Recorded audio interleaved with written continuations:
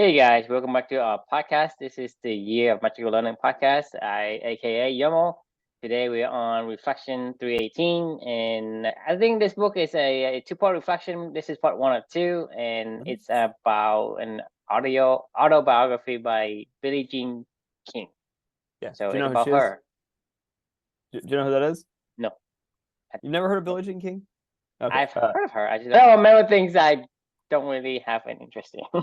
Gotcha. This is an autobiography from Billie Jean King. She's a legendary tennis player, and it's about her groundbreaking tennis career. She started the WTA tournament. She basically was like one of the first pro women's tennis players. And then she not only was she one of the best, she also was like a really big civil liberty activist, and she broke down a lot of barriers and started the WTA tour. She like organized all this stuff. She basically connected all the women together to go play and to be able to negotiate their terms and start like today Serena Williams plays on the WTA. Like it didn't exist when Billie Jean King was, early on in her career. Like she had to create this stuff. They had to create the women's tennis, professional tennis, right? So she was one of the pioneers of that, and she was also one of the best women's tennis players at the same time. And she's also in the LGBTQ community. So that was a big deal for her back then because she was living in I don't know how old she is now. She's probably in her 80s. So she was born in the 40s, right? So it was still one of those like, don't ask, don't tell kind of policies. And it was really hard for her to be the person that she wanted to be from her emotional relationships that she had in her life as well. So this is her story, her autobiography about her life. It's called All In. I was really excited to read this because I know who she is, but I didn't really know much about her. This is the reflection, is tell the truth. 4 months before I wrote this reflection, before I read this book, this is a book that I started right after Arbitrary Stupid Goal. We just did that yesterday. I remember reading this in a hotel room in New York City, right? I actually had bought this one as a pre-order because I saw it was coming out, and I was like, oh man, Billie Jean King's autobiography, this would be good. So I was excited when it came out. It came out at the same time, right as I finished Arbitrary Stupid Goal, and I was like, I'm all in, let's do this, So I was reading this book, and it just so happened 4 months before this, so this is the beginning of January of 2023, back in September of 2022, I went to my first U.S. Open, the U.S. Tennis Championships. It's held in New York every single year. Like this is something that was like a bucket list, lifelong, dream of mine. Honestly, was to go. I don't know why I hadn't gone before. It's a really expensive trip, to be honest with you. Not that like I couldn't have afforded before, but it was just one of those things where it's just like, am I really going to go to New York, spend 4 or 5 days out there, spend a couple $1,000s to go to a tennis tournament, or can I just go to the tennis tournament over in Cincinnati and see the same players or something like that? Or we used to have one here in Indianapolis that was like a really high caliber tennis tournament, and for my whole entire life growing up. So I always got to see pro tennis. It wasn't like I didn't have that ability to see it, but when I was younger, my parents weren't going to take me. So since I've been an adult, I don't know why. I was just like, for whatever reason, I've always wanted to do it, but it's just one of those things where I didn't do it. She bought us a full week's worth of tickets, packages to the US Open. Something came up for work. This is how lame I was before, something came up for work, and I was like, I just can't take the time off. I was like, I don't have time to go to watch a tennis tournament. And this is something I've wanted to do my whole life. My wife bought it for me for my birthday. My birthday's around this time. I mean, it's kind of embarrassing even saying that, like, what the hell am I thinking? I sold the tickets, and we sold our packages. I don't know. It sucked. That's it so is lame. It was lame. Like this, you wanted this thing your whole life, and it comes to your front door, and you kick it out. It's like, oh, I have to go to work. I gotta go to work. Going sick. I couldn't even tell you what was so important to you. Love to work so much. It was something really important. I don't even know what it was. What is that work? Remember? No, I don't. Like, as I'm saying, important that you don't remember what it is. Or not going. Company. Yeah, you don't even work for that company anymore, and you don't remember what you did for that company. That's how important it is. That was, and the ironic thing is, I remember not going. I don't remember what exactly. I did. You remember the things that are important to you, right? But you don't remember the thing that's really, really important. Right, exactly. So fast forward to September of 2022, my wife and I went to the US Open, and I was so excited. Like, it was amazing. We had a great time, loved every minute of it. I want to go as many times as I can, in the rest of my life. Actually, I've been to Wimbledon before, but that's what I'm going to do for my 40th birthday next year. We're going to go to Wimbledon for my birthday because it's around the same time. I've been to Wimbledon before, but I haven't been to the tournament. So I want to go to that tournament and then hopefully get to the French Open and the Australian Open someday. That'll be like bucket list activities, go to Paris and Melbourne and see, round out the circus. So we're leaving the hotel in Manhattan, get in this Uber, and I punch in Billie Jean King National Tennis Center, right? Like at that time, I was like, I know who Billie Jean King is. Like everybody knows that's a tennis fan knows who Billie Jean King is. But our national tennis center is named after Billie Jean King, right? And she's a really influential person in the tennis community. But I was like, I don't know anything about her, to be honest with you, other than she's a great tennis player and she's a lesbian. That was the only two things that I knew about Billie Jean King, right? I didn't grow up in her era. I never saw her play tennis. All I knew was, she was a legend. It's like if, Luca, when he grows up, he'll hear the name Tom Brady or whatever. He'll never know why Tom Brady. He'll just know Tom Brady, but he'll never know why Tom Brady. Yeah, Who's Tom Brady? Like we hear like Joe Montana or like Johnny Unitas or something like that now. You're like, oh yeah, I know who Johnny Unitas is, but I don't know anything about Johnny Unitas, and I don't know shit about him, other than he's Johnny Unitas and he played for the Colts, right? So that's kind of how Billie Jean King is to me from like a tennis player community kind of thing. The reason why I'm sharing this like precursor to this whole thing is now after 4 months, fast forward 4 months later, I finished her book. And now as I look back on that time when I went to the Billie Jean King National Tennis Center, I'm really proud. She broke down so many barriers. She's lived an incredible life. She's a fighter, man. She fought for everything that she's ever gotten in her entire life. She's a pretty amazing, inspiring person. Next time when I go, I'm going to the Billie Jean King National Tennis Center. This lady is awesome. She has a little quote on center court, on Arthur Ashe Court, which is the big stadium at the US Open National Tennis Center. It says, pressure is a privilege, right? As you walk onto the court, Billie Jean King, like all the players walk by it, and they see it every single time. They make a big little thing about it. And that's pretty cool. I mean, pretty cool person, right? So now onto that reflection itself. So what do I mean by tell the truth? So the thing with Billie Jean King is the only thing I could ever think of the entire time she was telling the story about her life was, if you bring forth within you, what you bring forth will save you. If you do not bring forth what is within you, what you do not bring forth will destroy you, right? So that's a quote that we've heard from Reflections Past. And that was all I could think about when I was hearing her story. Her entire life, this girl fought for everything. And she fought for so many other people too. But the one thing that she never really fought for was herself and her ability to be herself. She fought herself her whole entire life, and she would not let herself bring herself out for the world to see. And it almost destroyed her. Even though she was on the surface, on the outside, she looked like this person that was, had a great life. She was the first woman ever to make like over $100,000 a year in professional sports. She was making more money than Reggie Jackson, the baseball player at the time. And they were like, damn, this girl's she created equal prize money at the US Open. She was a part of all that stuff. Like she fought for all the things that the professional women's tennis tour has today, which I mean, they make a shitload of money, and they're very like, it's probably one of the only sports that is as close to or equal to from a monetary ability and exposure is tennis, right? Like, I mean, by far, tell me the most famous tennis players you know. Andre Agassi.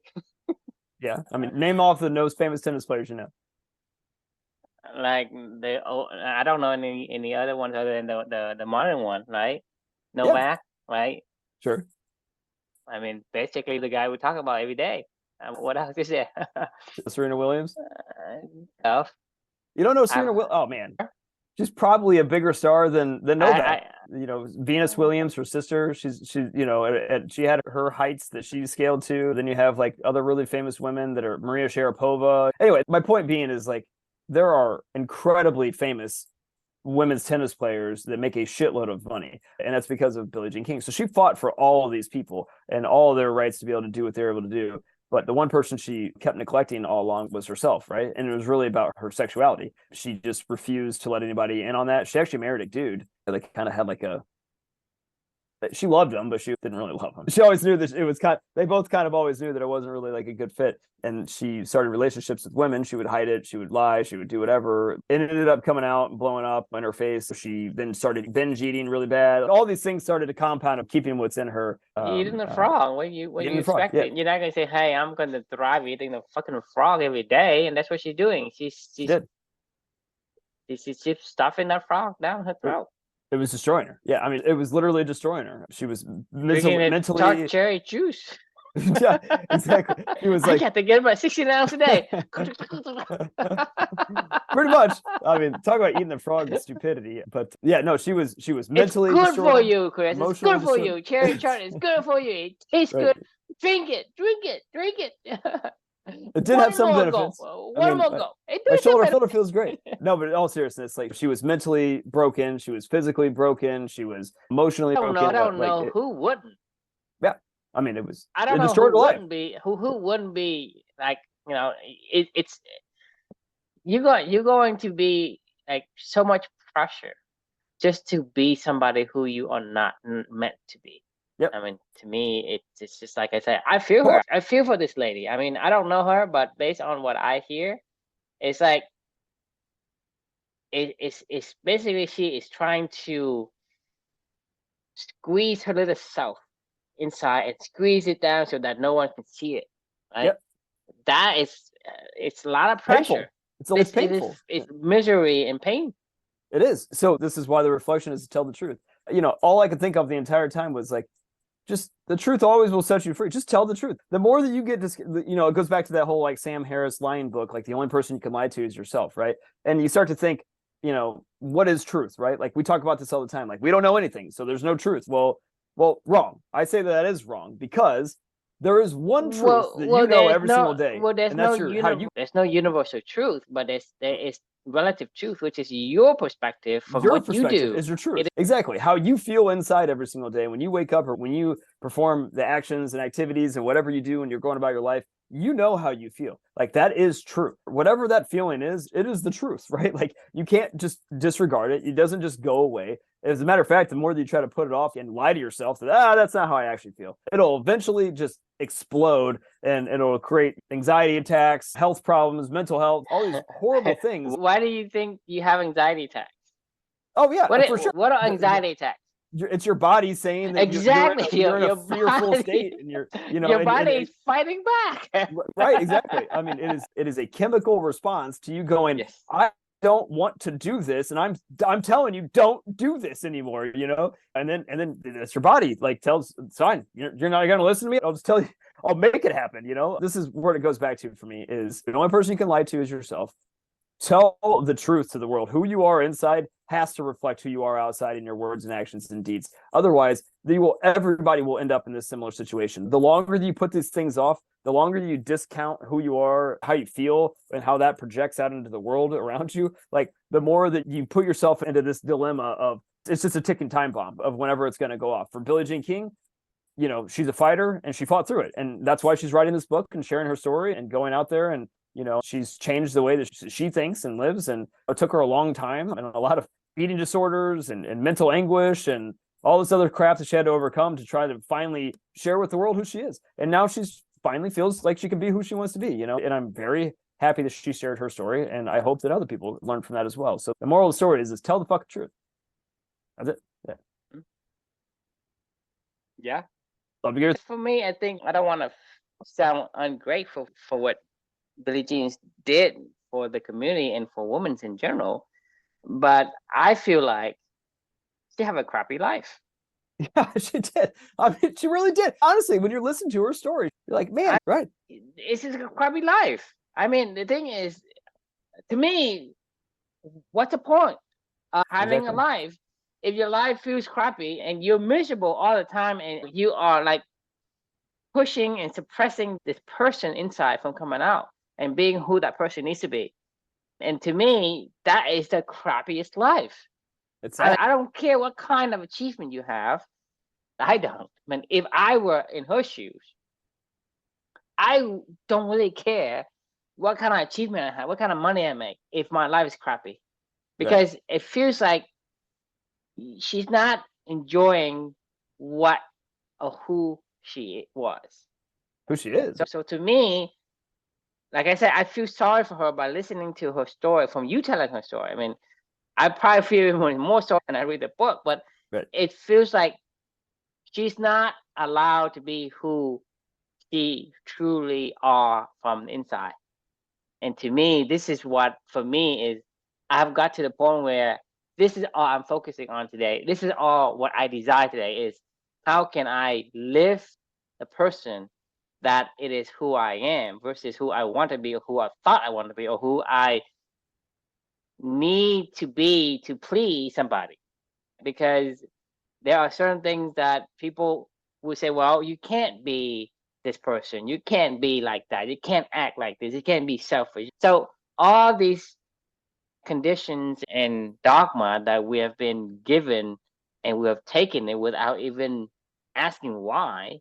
And we are trying to make ourselves become something we are not and something we don't even want. A lot of people don't want to be. Say, hey, I want. People say, hey, I want to be a leader, right?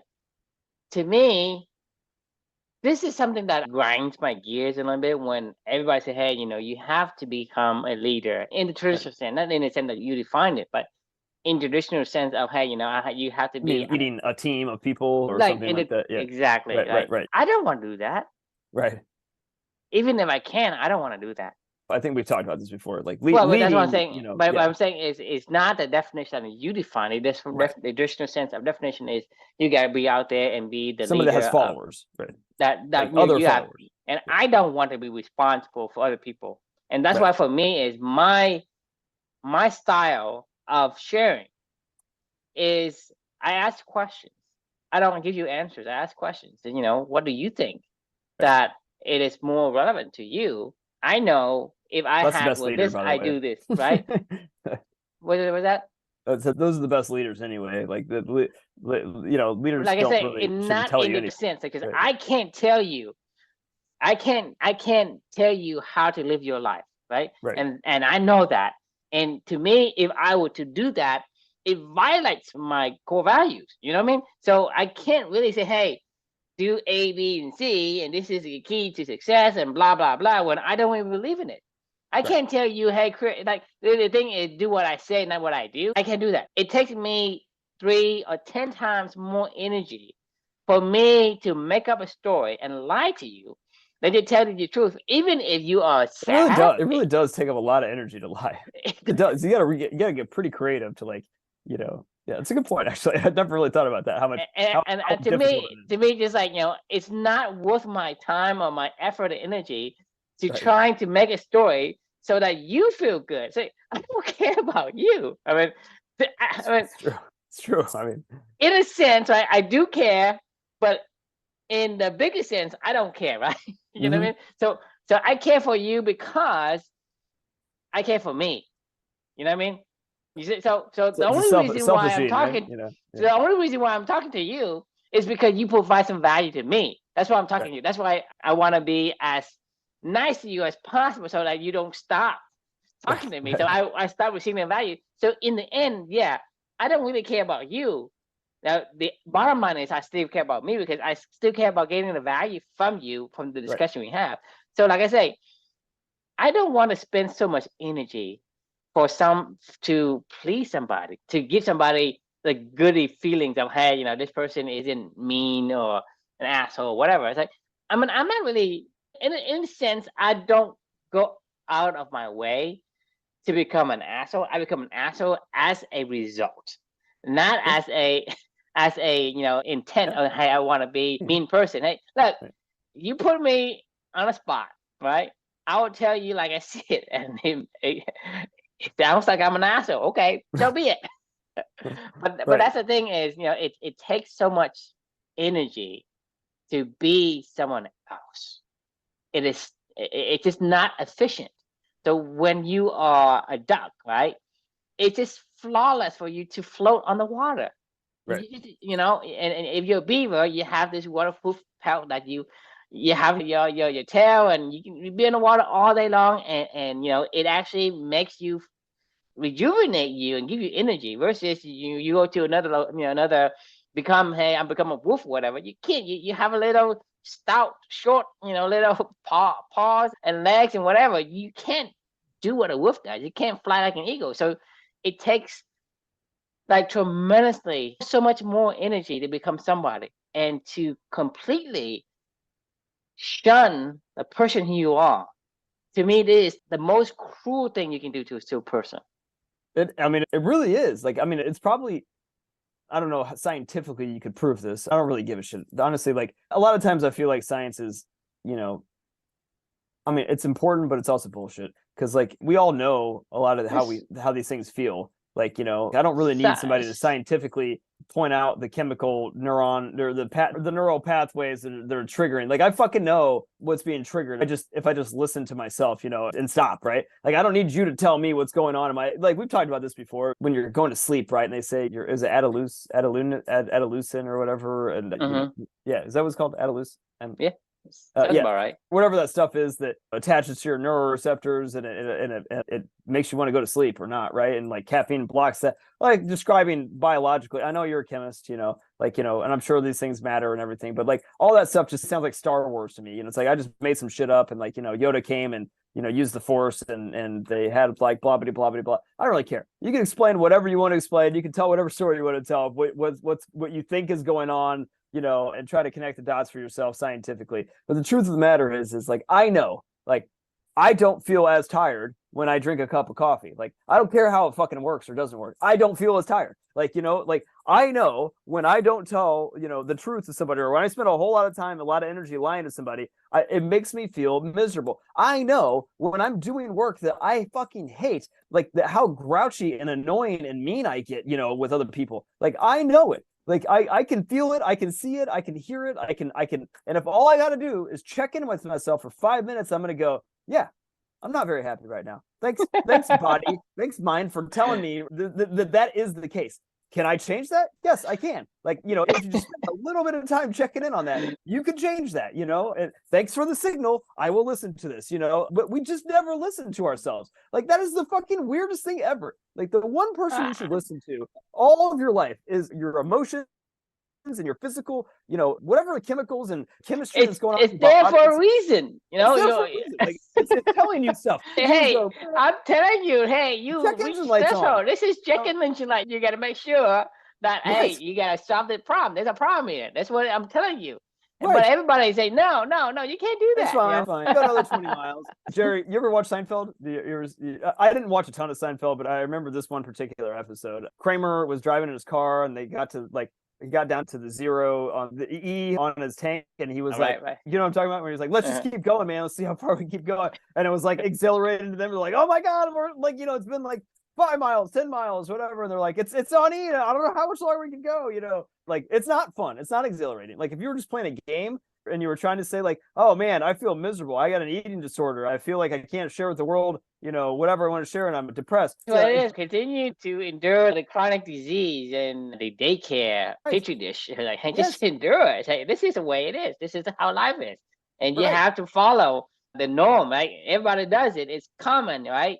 This is the way life is. And that's the thing is, we have become somebody else. The whole society today, we have become somebody else. Because one of the things, like, before we got onto this, we talk about telling the truth, right? And I get so pissed off at the people being politically correct and saying, I can't say this, I can't say that. Who told me I can't do that? Some minority say, well, I'm offended by you say, hey, happy Merry Christmas, because I'm not, I didn't make you say it. I'm saying it. Why are you making me stop saying it? Because it's my religion, and you're telling me that I have the freedom of religion, but I can't tell you, I can't say Merry Christmas. So I don't force you to practice my religion. Why are you forcing me not to practice my religion? And all these things make people become somebody they're not. And you imagine going forward, we are so constrained in what we do, what we say, how we act, what we eat, right? Who are we then? I'm bringing this up, and by the way, I have no dog in this fight. I really don't care. I just happened to see this article on Yahoo because I stopped going on Facebook, and I stopped going on all social media because I deleted all my apps. That was like a monthly challenge, like maybe 4 or 5 months ago or whatever. And like, I still don't have it on my phone, so I rarely ever see it. But now I'm addicted to Yahoo. I just funneled it into other things. I was on Yahoo, and this article came up right before I got on this call with you. And I saw this, like what you said, people telling you what to think, like, repeat after us, these words, right? I don't care what J.K. Rowling has to say or not say about this, but she doesn't really need to get on here and publicly do this. I think she's just doing this to maybe for a bigger issue. I don't know, whatever. It doesn't matter to me. But like, in a weird way, it's kind of right. Like, fine, you can feel however you want to feel. Like, I'm not saying I have any dog in this fight. Don't make me feel the same way you do. Don't repeat after me. I'm not your child. Like, you can't be like, hey, repeat after me. Whenever you cross the street, you have to look both ways and make blah blah blah blah blah. You're not my fucking parent. You can tell me I don't give a shit what you think. I really don't. I don't want to repeat after you, because if I'm repeating after you, I'm not repeating after me. Exactly. And like that's I happened to see that earlier today, and I saw repeat after me, and like, no, I'm not going to repeat after anybody. Maybe I'll make the decision that that is what I believe, and I'll repeat after me at that point in time. And yes, it'll be influenced by other factors, and I'll make my own decisions. But like, don't tell people what to say. That is not, you can't do that. And if you do that, you end up in situations like Billie Jean King was told not to tell anybody in the world that she was gay and liked women, right? Like, she listened to them and it destroyed her, right? If J.K. Rowling doesn't want to believe that, then she can get on there and say, no, I'm not gonna repeat after you. Like, fuck you. If that's what you feel. But say, it's not my fight. It's fine. Because the thing is, Right. you're not fighting for me. Why am I fighting for you, right? Because the thing is, you have Right. to understand, right? I don't care, right? For me personally, I don't care what kind of achievement I do for you. If my life is fucking miserable, there is no point in having a life. And for you ask yourself the same question. You doing this, right? Are you enjoying your life, or is it making you miserable? Because to me, if you are telling me, hey, I'm a fish, right? And you say, hey, compete with a monkey to climb a tree, and then you shun me for not being able to climb a tree, then I say this guy is retarded, right? Because he can't fucking climb a tree. And this monkey here is the king, right? Repeat after me. You know, you gotta climb a tree. So to me, that is like, think about it. Think about what I just said, right? Billie Jean King, right? To me, if I had her life, it is the crappiest life that I would ever imagine, because you are basically shun who you are. And to me, I mean, I don't know how people feel, but the way I feel based on my experience and based on what I've gone through in my life, I can't be that person. Let's say I'm an introvert. Nobody should be that way. Right? And you tell me I have to go out there and be like Chris and talk all the time and entertain people and make up stories and all that. That is like tremendously 10x, 100x the effort. These are all real stories. No, not make up story, but I know, like share a story. Orchestrate facts into a story like Bill Bryson would, right? Right. No, that's what I mean. Well, you gotta correct me in saying, because I know what you were saying. I know what you're referring to, but it's about the ability of a person to take information and orchestrate it like a piece of music or a great book, right? I can write grammatically correct, and I can write as many words as anyone, and try even more. But my book is gonna be suck because it didn't have any substance. Words. And so you think about making me do that. So imagine yourself, whatever it is you hate the most, whether it's doing taxes, for example, you have to do like, 100 people's tax. That's your job. Think about that. How miserable would your life would be? Mine personally, I mean, I would blow my brains out. Sure, I can't think of a worse profession for me personally than being a tax professional. Everybody has something that they don't want to do. It's not that you can't do. It's just that for you, it's just not who you are. So you think about what I mean when I say, okay, Billie Jean King. Okay, imagine like you are her, and imagine that whatever profession that you hate the most, doing taxes. Imagine doing that for, I don't know, 50 years of your life, right? You think about that. Because for me, I dread about taxes every fucking years, and all I have to do is collect fucking receipts and telling my CPA what I need. It's worse than this, Drew. And here's why. It's not just about hating your job and not having meaningful work. It's when you wake up in the morning, you're like, I'm so exhausted. I got a shitty night's sleep the night before. My health is deteriorated. I'm fucking exhausted the next day. I drag my ass the entire day. By the time I get home, I don't have any energy to go to the gym or work out because I'm just so fucking tired. I fight with my family. I probably get a divorce. I then just start eating all the time because I'm like, well, I hate doing all this stuff. What I do is when I do taxes, like it takes me a whole entire month to collect all the information to pass on to a bookkeeper and pass on CPA. And during that time, I go and look at my computer for a little bit. I download my bank statement and I grab something, right? I'm chowing down and I do so little work. And my whole entire memory and existence of that is the thing that I shudder at the thought of it. So you think about doing it's the compound effect of bad shit. Right. put it in Billie Jean's shoes times 100 times 50 years. You think about that, and so to me, this is when I say that it's a crappy life. Yeah. I don't know how much of, I mean, yes, she have, give women and other organizations and she did so the much for world. so many other people. Honestly, I think that was her only saving grace personally for herself, where she was like, I feel like I'm helping other people, so maybe she needs something to distract her from the misery. I think that was like her way to balance out like the equation a little bit, and that's maybe why she has so much energy, is because the energy over here, it is so much more frightening that she would rather spend time and go through all these things than to go and tell you the truth. It was a distraction, right? It was a pure distraction. This was an overarching theme for her entire life, from a really young age, of overeating, and then also the whole sexuality thing. Things that she's not being herself, so you have to do other things. Right? Do you want that kind of life? That's all I'm asking. I'm not telling you what is good and what's bad, or yes or no to anything. I'm actually asking for you. Say, imagine you in relative to Billie Jean King. It's like if you had to become this tax professional, in my case, or whoever your nemesis is, right? Let's say you play tennis, right?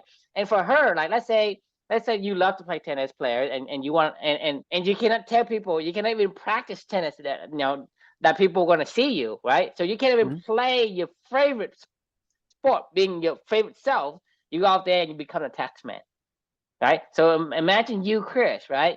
You love tennis. Let's pretend that is your whole entire existence. You love tennis, and you need to play tennis at least like once a day for a couple hours a day. Imagine that's who you whole character, that you need to have to do that, but for your whole entire 50 years, you cannot even show people that you are going to play tennis, or show that you love to play tennis, or even say, hey, I know what tennis is.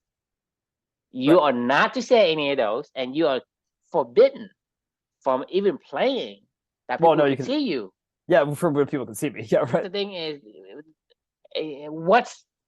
so even if you can play, where can you play that? It's like hide out with a mysterious, hideaway tennis court so that nobody would ever know about it. It's like almost like non-existence. It's hard. Almost non-existence in her time, right? Right. And so she has completely almost give up that piece of herself, of yourself, to become the tax man, right? You cannot play tennis at all. And even you find a tennis in a cave somewhere, you play by your fucking self, or maybe some I don't know, random other exile. Imagine that. Because the thing is, she can't talk about it. She can't act on her feelings, and she can't go and grab other people and say, hey, we should go to this cave together. You can, because that's a risk that she takes, right? She can't do that. So imagine you as a Chris, a tennis player who cannot play tennis anywhere, and go become a taxman for 50 years. That is so awful. It's torturous. I mean, if there's one main theme to this whole entire journey, it's always been, find out who you are and do it on purpose, right? And like that's that. I mean, it is mind blowing to me now on the back, or not back. That's a bad word. And as we continue to go under this journey, together, and I look back of everything that we've come from, where we've come from, like probably the most fundamental, easiest thing that anybody can do at any point in time is to check in with themselves every single day and just ask, am I doing what I like to do or not? Right? Like whether or not you continue to go make that decision of going to do stuff you like to do, at least I'm at least going, okay, I'm not liking this, I'm going to go spend time to reflect on something, right? Nobody ever fucking stops. And I don't mean this to say like, like this is some, it's the easiest thing in the world that anybody can do. Like the easiest thing. Just spend 10 minutes. It's the natural thing for us to do, but for whatever reason, we have been conditioned and taught and looked and frowned upon for us to do that. Do you think about what I keep saying to people? It's like when people see me on this video, they say, "Hey, that fucking dude is an asshole," because all he fucking think is about himself. He don't think about it. He told Chris that, hey, he don't care about Chris. But that's not what you said. But it is what I say. No. That's not what you said. You said I like as long as I can get value out of this, then I'll be here. the And you said the reason, same. You give the me bottom value. line, the bottom line is I care about myself more Of course. because I get information from Chris. That Right. is why I care for Chris, so I care for myself. But that is the ultimate, that's the bottom line. But you look at what I'm saying is, I'm saying what I say on the surface, right? On the surface is I'm a selfish person and I don't But care true, about Chris. it goes the other way around too. Like I care about But this that's what I'm conversation because I saying get to is, share. so you and I understand Right. that my association with you, it goes both ways. We provide, just like what we're talking about, you and I get stuck in the well. We both benefit from pushing our back against each other to climb. We both Yeah. benefit. And that is it. Right. So why are you pushing, if you look at one perspective, why am I pushing my back against your back? So I can climb out. That is one perspective. The other perspective is I'm also helping Chris climb out as well because he's helping me. So that is the synergy between the symbiosis of the company and the dynamics of all these things that we do. But on the surface, if you look on the surface alone, right, you look at this guy who's talking nonsense about blah blah blah, and all he does is selfish, and all he's just an asshole, right? Because that's what people see, and they say, "Hey, don't be like that guy. Don't." You have to put forth first. Hey, go out there and help people.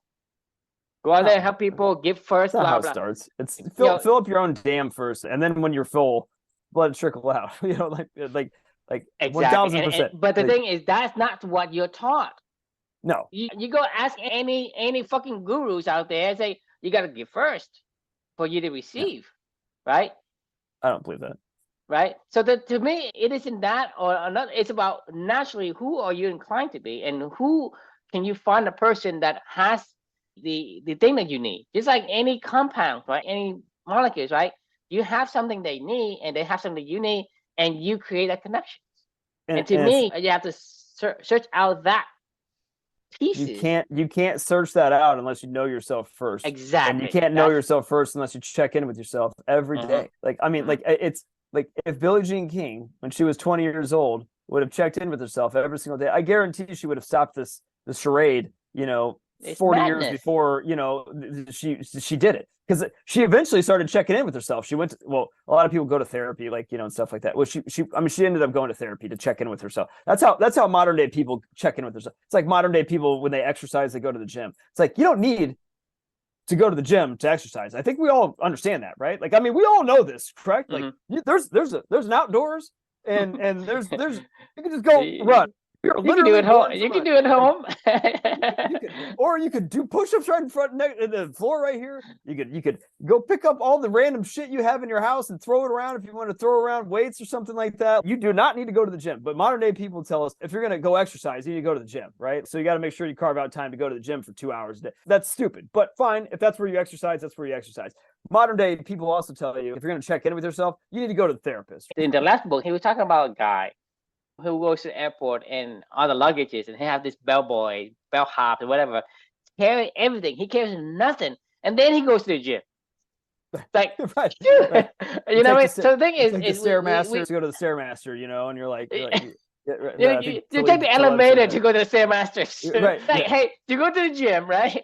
And you go on to the Stairmaster. Right. And to me, let's go walk the stairs. This is what society has put us in a corner. I know, it's so insane. Like, I remember when Felicia was in the hospital with Luca, and first things first, right? I don't let obstacles get in the way of me and Amelia spending time together doing stuff that we love to do. So I couldn't leave the hospital. I didn't want to leave Felicia, but I didn't need to be by her side for 24/7 or something like that. I mean, like, doctors were there. I just didn't want to leave the hospital as she was in a precarious situation. So I put my headphones in. I walked around the hospital for 35 minutes and I climbed stairs all over the hospital. That was how I got my workout in on those days. Like, it'd be weird if I was just running around the hospital. People would be like, that's weird. Like, all right, fine. I'll just go do laps around the whole hospital. And every time I got to a stairwell, I ran up and down the stairs. Nobody was ever in there. And like came back to the room, did some push-ups or something along those lines. I got a workout in, right? Like, my point being is like, it's like, I feel like our creativity gets so like limited. We're like, it gets to the point where today we have smartphones, right? The smartphone makes dumb people. It does. Yeah.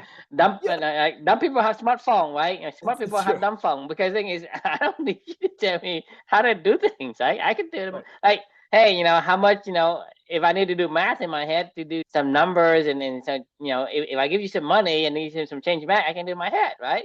If you know what I mean? If I know my reading a map and look at the sun and see where I'm at, I don't need Google to tell me, hey, this is where I'm at, right? Yeah, right. And so that's the thing is, society have put us in a corner and completely created a new species and kind of forced us from a square peg into a round hole sort of thing, right? We are not who we are.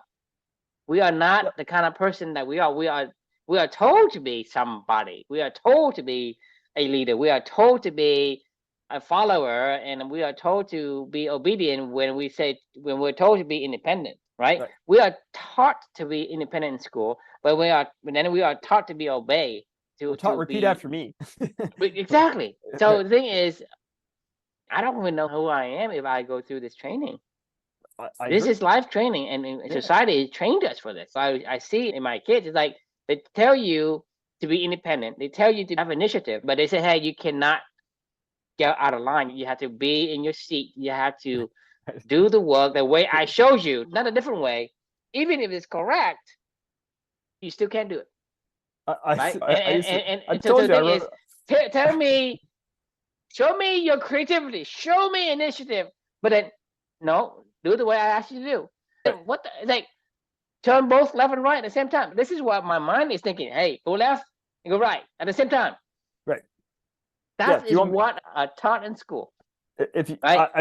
I think you said it perfectly, man. Like, I went to the principal's office, I feel like every damn day, or I got in trouble every damn day in school because, like, I did the exact same thing that you're talking about, where I was like, I'm not gonna do that.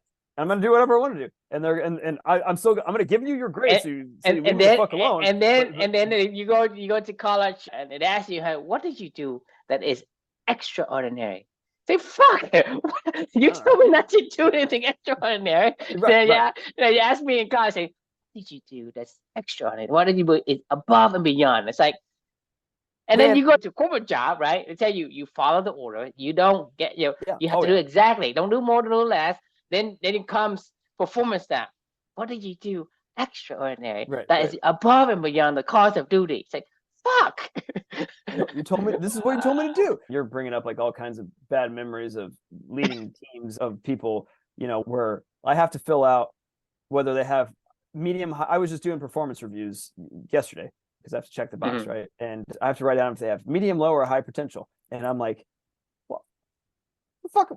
I don't fucking know. Like, I mean, like, that's up to them. Like, what do I say? Oh, this guy has high potential written all over him. So then I'm going to invest more time and resources into him. The truth is, like, the people that we see. I mean, the thing is, am I a fucking recruiter? Why are you asking me where this guy has a high level potential? Everybody has a high level of potential. You're in sales, right? You're in sales. Your expertise in subject matter expert is, how do I convince people how to understand somebody's needs, and how do I, fulfill the solutions to the problem and understand truly what they need, versus, I am a judge of character.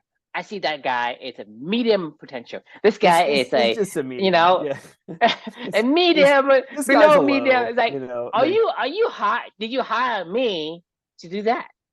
Right. Well, I mean, the irony of all ironies is everyone in theory has high potential in the right environment, in the right place, in what they like to do and what they love to do, right? What they should really ask me is, does this person love their job? And I will say yes. And there's a high corollary between the same people I would say has high potential. One of my employees, James, loves his job, right? And it shows with his work. I don't have to coach him. I don't have to teach him. He takes initiative. He does all these things. He lives all of our values just because he likes it. He's in the right environment, doing the right job. He loves what he's doing. He has high potential, but he doesn't have more potential than anybody else in my team. He just happens to be in the right job, doing the right stuff at the right place, in the right environment, and everything is aligned. And he has momentum in that, right? I have multiple other employees that are like that. Every other employee that I haven't had like that, like, I've told them, like, I don't think that you love this job. And then I've gotten rid of them. They agree with me. I mean, like, I don't think that like any of them are going, yeah, I do love this job. Chris, I love this job more than anything in the world. And I swear to you, I'm going to get better at it. If they told me that and then they didn't do it, they don't love the job. Your actions are the reality of what is going on. Billie Jean King, her actions, when you deny the reality, it doesn't align. You can't deny the reality. You could try to fight it all day long. This is why it says tell the truth. If you don't like the job, just tell me. The more miserable you become. Right. Don't do it. Like, I mean, I know this sounds super simple and simplistic and like, what do you want me to do, Chris? Just quit my job every time I feel like I don't like it? And I'm like, no, you need to check in with yourself multiple times. Every single time that you go, is this a line? And you're like, no. But then you wait another day and you ask again, does it align? No. Does it align? No. Does it align? No. Fine. A couple weeks later, you should at least be able to go, I don't think this aligns. You know what I mean? The thing is, Chris, it doesn't take that much energy. No. Because all you have to do is ask yourself the first question, right? And then it's going to just like you know how it triggers the second, the third, the fourth, the fifth. It makes it continue to move on, because if you ask yourself the first time, you're gonna wonder the second time, and then the third time, and then the fourth time. This is how you and I got on this journey. It's not like, oh, you and I received some kind of divine grace all at once. Right. You know what I mean? Because we say, well, so for you, it's like you got to the point where your daughter just died. You have no idea where you're going, and all the things that you have done so far up to that point means nothing to you. The only choice you have is to sit and think, right? Okay, what would Amelia do, right? What Amelia wants me to do? What'd she teach me? And that was the spark of the fire that leads you to where you are today. So similar to, for me, it's the same thing. Is I've done this entrepreneurship and I run this business, and I basically exhaust myself. And I said, this life sucks. This life is miserable, and I just let it crash and burn. And then you and I get together, and you essentially spark the question in me as well. I say, okay, we need to think about what it is that we want to do, right? And that question triggers, cascade another question. Say, okay, I don't want this. What do I want? Do I want that? And I say, well, I think I might want that. And you ask another question. But I think it starts at first thing is the first question you ask. Yeah. Right? You need to truly ask it, and not ask it for the sake of asking. Ask it truly, because if you don't do that, the rest doesn't matter, because you did it for the sake of doing it. But you do it because you really want the answer, right? Because the first question and the potential answer you give yourself isn't an answer. You will continue to search for a second, a third, until you find an answer that you are satisfied with. And I think that is all it requires. It's the first time. Truly, like, honestly with yourself, ask yourself the question is, who am I supposed to be? And what do I really want? Right. Not just one time, like every day. It's got to be every day. My point is, Chris, you only ask one time truthfully, because the first question you ask won't give you the answer you need. It will prompt you to ask the second question, the third question, the fourth question, and keep asking. Because you and I are on this journey looking for the answer to that one question, one beautiful question, and we are still looking for it. I think we have gathered more pieces of puzzle and data points as we are going. We are continue on that, and we'll continue to ask ourselves the same question every single time, and we get more data point as we ask the question. But we have asked the same question thousands of times already, but it starts from one question, right? It's not like I said, it's not like you and I got a divine data dump, a brain dump of all these things, and now we say, oh, this guy has so many questions, he's going to answer all these things. But no, we did. We all have the ability to question, and we all have the ability to. No, I'm talking about a data dump of all the questions. Only one question is needed to start. Right. It's the simplest thing in the world, and it's really just having a conversation with yourself, and then that might lead to a conversation with somebody else eventually, because that's what it did. Because answers. So you and I are on this call because I want to find answers, and you want to find answers, and you and I are trying to, hash it out, figure out, okay, what are we asking ourselves, and what are the answers you do? I see this answer, and it's actually more than 3 years. Because we started in August of 2020. Yeah, I mean, it's almost November of 2023. Right. Can you imagine that? It is pretty wild. I mean, it's pretty mind-blowing, honestly. And we're not stopping anytime soon, because I think we both realize the power of questioning our own lives and trying to figure out what we want to do. The meandering. And the point is, I don't want it to stop. I don't either. Why would you? Once you start questioning things, there is no end, right? It reminds me of a quote that Einstein had of, if you gave me an hour to solve a problem, I'm going to spend the first 55 minutes trying to ask the right question, right? Yeah. And then once I have the right question, then I can spend the last 5 minutes solving the problem. We're getting there. Yeah. If you remember back to our first... It's the questioning, it's the understanding of the problem, right? Because the thing is, like we said, you can say, hey, I can go really fast, but you're on the wrong fucking bus. Well, it doesn't help you. Right. And so you answer, so you're trying to collect answers, right? But the answer is not relevant to the question you want to know. Right. So don't try to collect answers. And everybody's trying to collect answers. Give me blueprint for this. Give me the goal. Give me the plan. Give me, the key. Give me, blah, blah, blah. Right.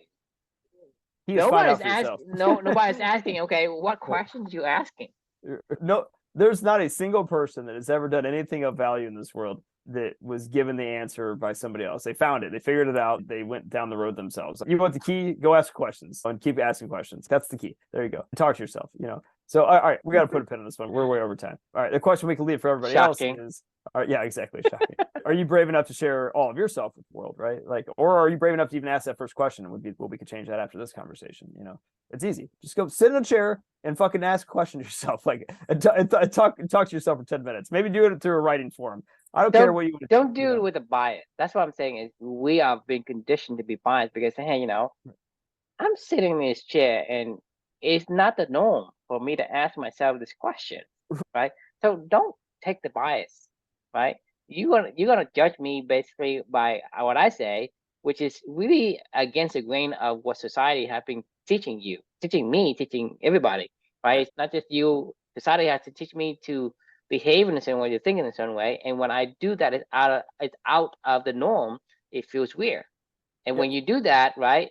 You take that bias with you. You will never take it in the spirit of asking the question to yourself, right? Just imagine yourself doing something different. Like let's say you put your hand together, right? You put it in the same pattern every time. Your right hand over your left, right? You do that and then reverse it. It feels weird, right? Because it's not the norm. And when you do that, hey, something's wrong. But that's the thing is you have to let go of that bias and ask the question truthfully to yourself. You don't have to ask it to anyone, but truthfully to yourself. If you don't do that, it doesn't work. Agreed. Start with that. I agree. You got to start somewhere. So why not now? Awesome. All right. Well, thanks for joining. And thanks as always. That was fun. And we'll see you all on Monday. Yep. Stay tuned for part 2 of 2. Got it.